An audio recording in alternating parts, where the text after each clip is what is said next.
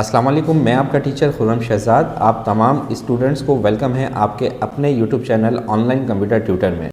आज हम Microsoft Excel में लोन अमोर्टाइजेशन शेड्यूल बनाना सीखेंगे कि अगर हम बैंक से लोन ले रहे हैं या किसी को लोन दे रहे हैं तो पेमेंट शेड्यूल क्या होगा, उसमें इंटरेस्ट किस तरह से ऐड किया जाएगा और पर मंथ इंस्टॉलमेंट किस तरह से कैलकुलेट होगी। स्टार्ट करते हैं आज की क्लास। माइक्रोसॉफ्ट एक्सेल पर शीट की फॉर्मेटिंग हमने पहले से कर रखी है।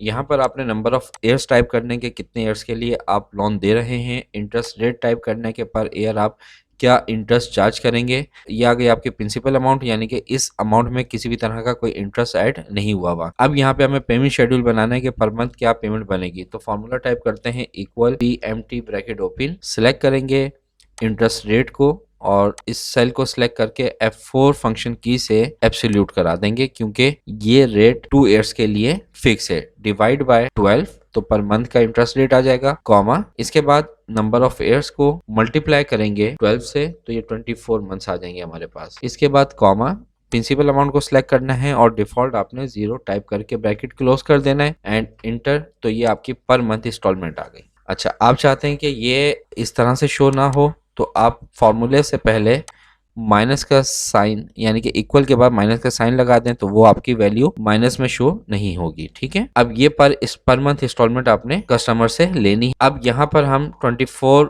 मंथ्स का शेड्यूल रेडी करेंगे। पीरियड 0 पीरियड को सिलेक्ट किया, +1 कर दिया इसमें और इसको ड्रॉप डाउन कर दें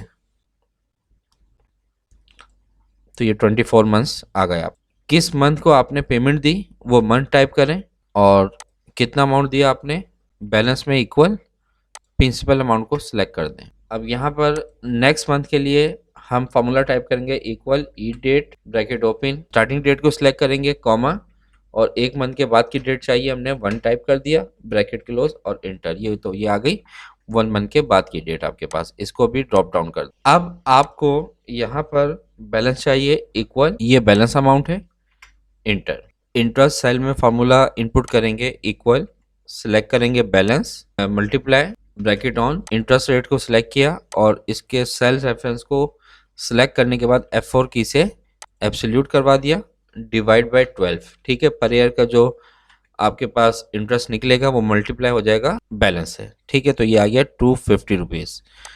इसके बाद प्रिंसिपल अमाउंट, प्रिंसिपल सेल में फॉर्मूला इनपुट करते हैं इक्वल, आपने सेलेक्ट किया पेमेंट और इसमें से माइनस कर दिया इंटरेस्ट रेट और इसमें जो B6 पेमेंट वाला जो सेल है इसको भी एब्सोल्यूट करा देना है। इसके बाद बैलेंस इक्वल, आपने बैलेंस सेलेक्ट किया माइनस प्रिंसिपल अमाउंट को सिलेक्ट किया और इंटर। अब आप इनको सिलेक्ट करें और डाउन ट्रैक कर दें तो ये देखें आपके 24 इंस्टॉलमेंट कंप्लीट होने के बाद आखिरी यहाँ पर बैलेंस 0 आ गया। तो इसका मतलब फार्मूला आपने सही इनपुट किया है। तो उम्मीद करता हूँ कि आज की ये वीडियो आपको समझ में आ गई होगी। फिर भी कोई प्रॉब्लम हो तो कमेंट्स बॉक्स में पूछ लीजिएगा। मिलते हैं नेक्स्ट क्लास में, जब तक के लिए अपना बहुत ज़्यादा ख्याल रखिएगा। अल्लाह हाफिज़।